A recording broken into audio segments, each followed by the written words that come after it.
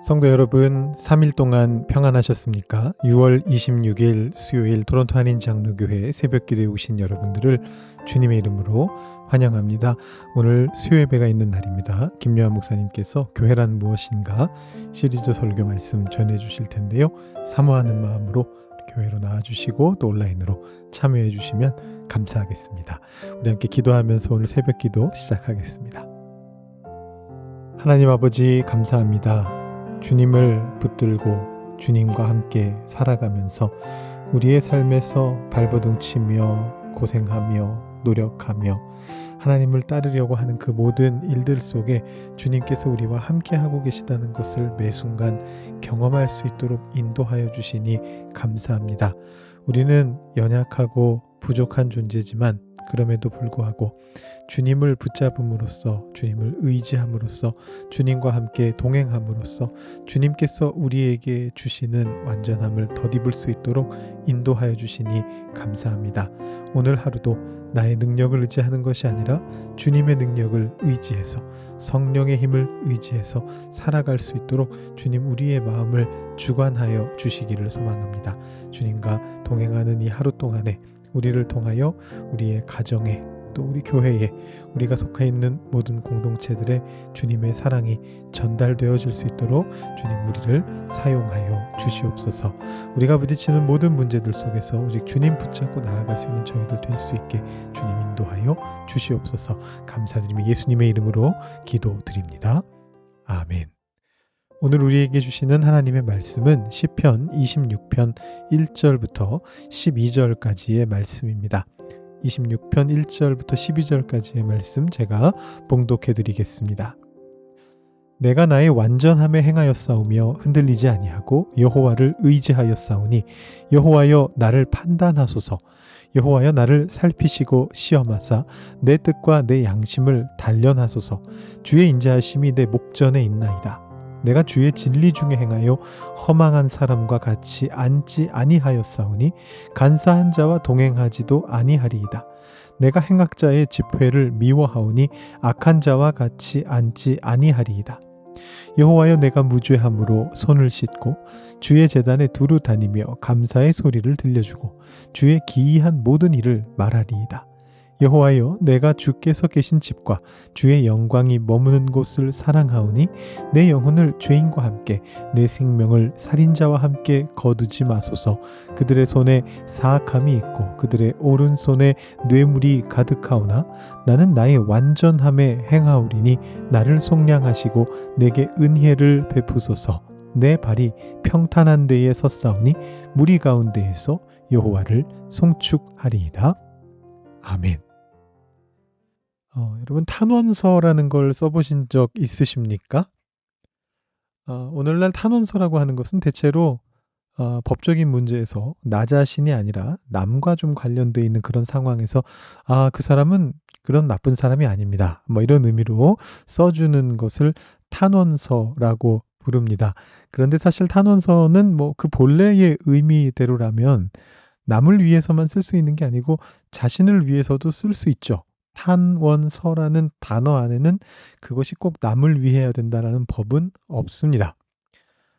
죄를 짓지 않았는데 죄를 지은 것으로 오해받는다거나 죄를 짓긴 하였으되 지금 비난당하는 것보다는 덜한 죄를 지었을 뿐인데 과도하게 비난당하고 있다. 이렇게 생각된다면 누구라도 탄원서를 쓸 수 있어야 합니다만 현대에는 제도적으로 보통 남이 써주는 것을 탄원서라고 부릅니다. 그래서 억울함이 있는 사람들은 대체로 사람들을 찾아다니면서 날 위해서 좀 탄원서를 써주십시오. 이렇게 이야기를 하죠.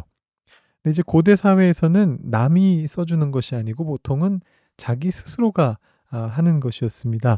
대표적인 고대의 탄원, 우리가 알고 있는 것 중에 조선의 신문고라고 하는 제도를 생각해 보면은요, 남이 아니고 본인 자신이 북을 치고 탄원을 하는 것이라는 걸 알 수 있습니다. 억울한 본인이 북을 치는 것이지 남을 시켜서 북을 치는 게 아닙니다. 뭐 양반이 나를 위해서 종에게 나를 위해서 북을 쳐라 이렇게 말할 수가 없어요. 왜냐하면 기본적으로 이 신문고라고 하는 것은 또 그보다 후대에 발달한 격쟁이라고 하는 것, 뭐 징이나 꽹과리를 쳐서 왕이 행차할 때 시선을 끌고 억울함을 아뢰는 게 이런 게 이제 격쟁인데, 이 신문고나 격쟁 같은 경우에 기본적으로 왕에게 말하는 거기 때문에 그걸 남에게 종에게 이렇게 시킬 수가 없었습니다. 제가 미션 토론토 신문에 지금 계속해서 연재하고 있는 칼럼이 있는데, 그 칼럼을 제가 제일 첫 번째 꼭지로 썼던 게 뭐냐 하면 바로 이 탄원서와 관련된 것이었습니다. 메자드 하샤브야후 도편이라고 하는 이스라엘에서 발굴된 고고학 자료를 가지고 이야기를 풀어갔는데요. 여러분 앞에 보시면 사진을 보실 수가 있습니다. 과거에는 이런 도자기 조각, 도편이라고 부르는데 이걸 종이 대신으로 사용했거든요. 근데 여기에 바로 유다 말기에 어떤 한 사람의 탄원 내용이 적혀 있습니다. 어떤 내용인지 제가 한번 읽어 드릴게요. 사령관님, 당신의 종인 저의 말을 제발 좀 들어주십시오. 추수하는 일꾼인 당신의 종은 여느 때처럼 하짜르 아쌈에서 추수를 마치고 곡식을 곡간에 넣고 있었습니다. 그때 쇼바이의 아들 호샤야후가 와서 당신의 종의 겉옷을 가져갔습니다. 제가 추수를 마쳤을 때입니다. 저의 동료들이 저를 대신해서 제가 뙤약볕 속에서 열심히 수확했다는 것을 증언할 것입니다. 제가 죄가 없다는 것을 저의 동료들이 증언해 줄 것입니다. 설령 저에게 죄가 있더라도 사령관님, 당신은 제게 옷을 돌려주실 수 있습니다. 저에게 자비를 베풀어 주십시오.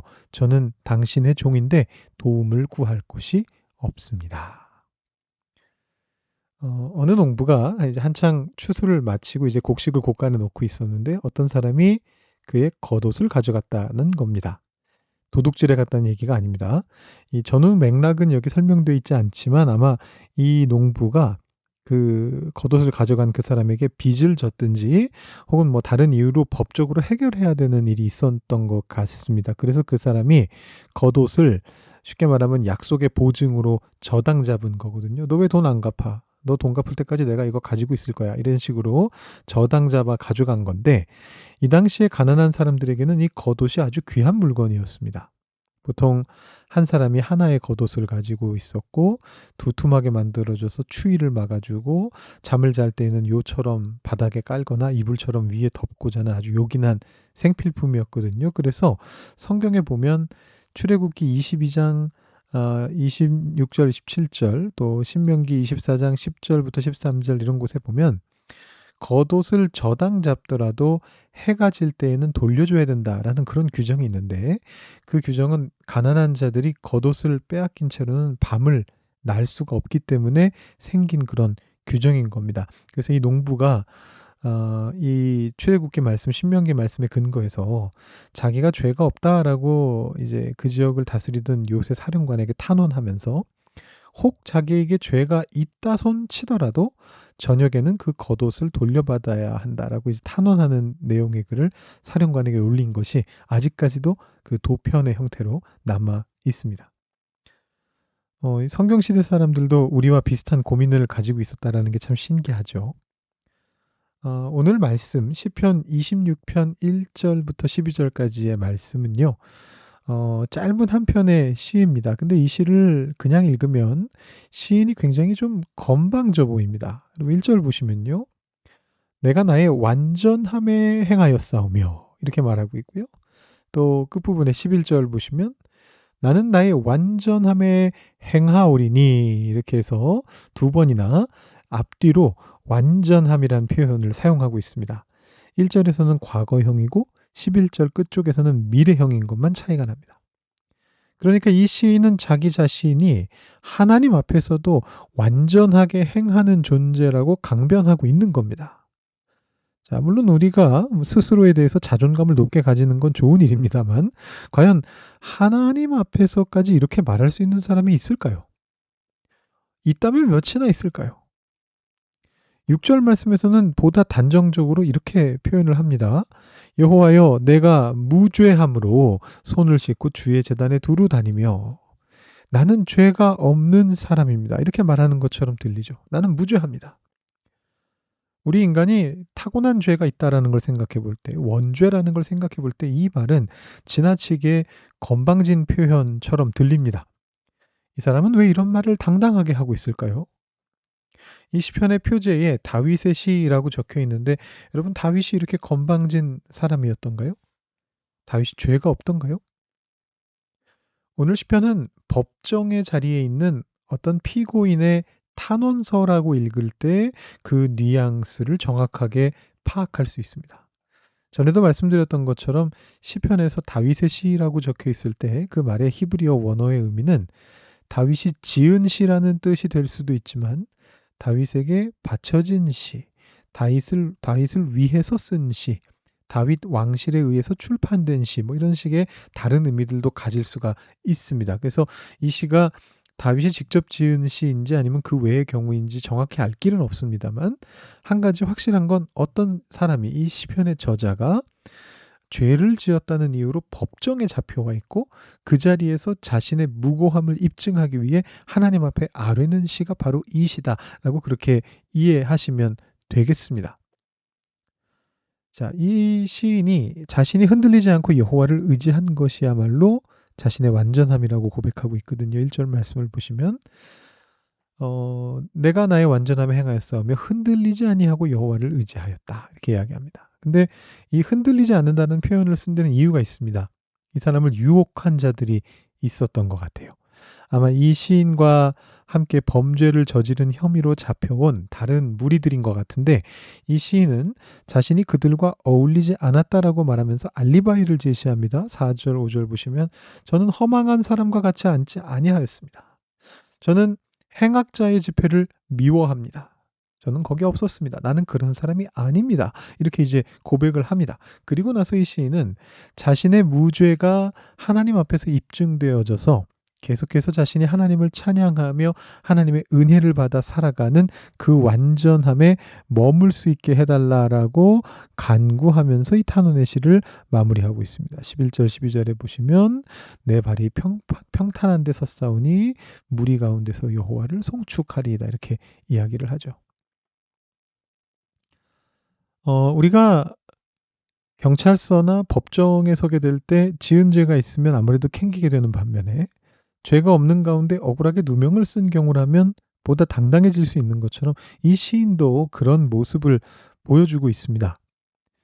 자, 우리 삶을 돌아볼 때 우리는 과연 이렇게 당당하게 설 수 있겠는가? 그런 생각이 들지 않으세요? 우리 안에 당당함이 있어야 됩니다. 당당함이 있어야 되는데요. 다만 우리가 생각해 봐야 될 게 있습니다. 인간의 연약함이 우리에게 없을 수 없거든요.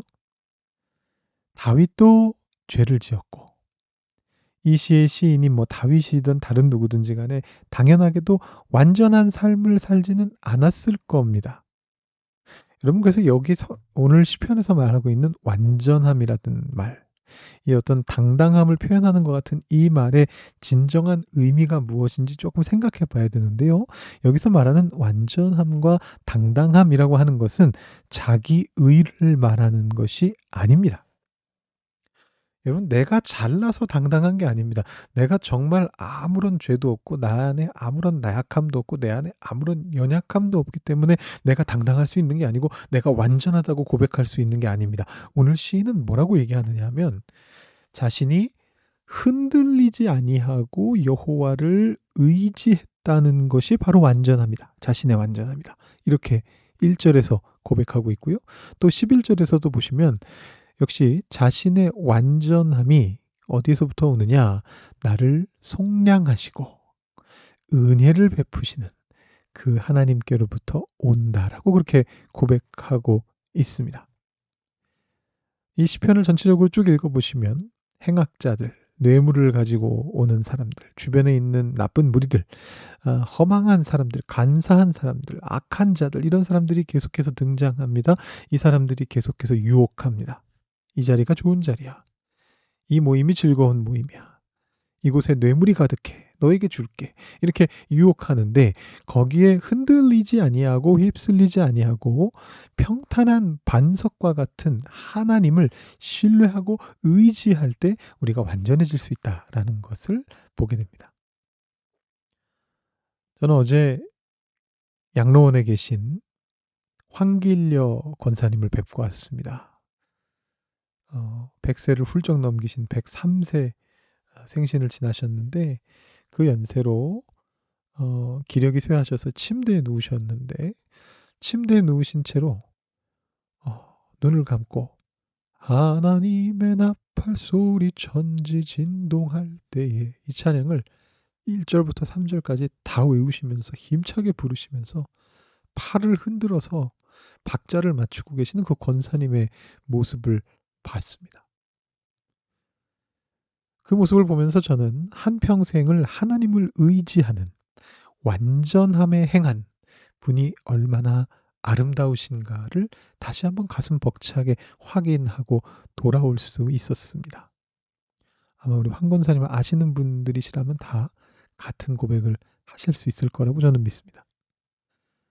여러분, 오늘 이 말씀을 들으신 모든 분들이 나 스스로의 완전함이 아니라, 나의 의로움이 아니라 하나님을 의지하는, 결코 흔들리지 아니하고 하나님의 은혜를 의지하는 그 완전함을 가지고 오늘도 주님을 찬양하시면서 주의 은혜 가운데 머무시는 주님의 제자로 살아가실 수 있기를 주님의 이름으로 축원합니다. 그럼 이 시간 기도하실 때 오늘 말씀 다시 한번 묵상해 보시고요. 이 완전함이 무엇인가를 다시 한번 묵상해 보시면서 여러분의 오늘 하루의 삶 속에, 여러분의 앞으로의 삶 속에 이 완전함이 있게 하여 주시옵소서. 기도하시고 여러분의 개인적인 기도 제목으로 더 기도하시고 오늘 새벽 예배 마치시기 바랍니다. 기도하겠습니다.